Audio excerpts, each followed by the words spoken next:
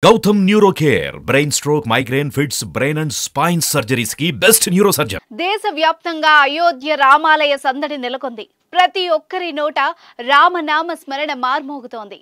అయోధ్య ఆలయం నుంచి పంపించిన అక్షతలను దేశవ్యాప్తంగా ప్రజలందరి ఇళ్లకు పంపే ఏర్పాట్లు జరుగుతున్నాయి. అలాగే అయోధ్యలో జనవరి 22న బాలరాముడి ప్రతిష్టాపన కార్యక్రమాన్ని అత్యంత వైభవంగా భక్తి శ్రద్ధలతో జరిపించేందుకు అయోధ్య రామ తీర్థక్షేత్ర ట్రస్ట్ ముమ్మరంగా ఏర్పాట్లు చేసింది.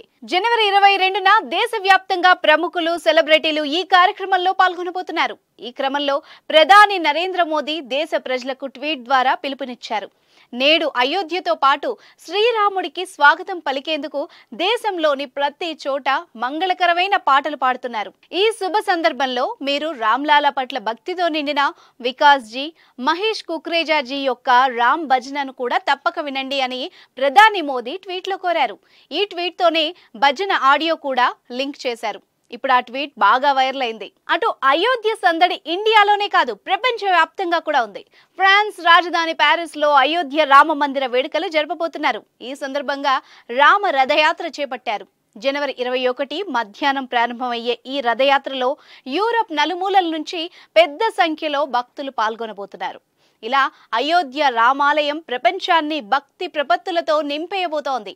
అయోధ్య రామాలయ ప్రతిష్టాపన కార్యక్రమం.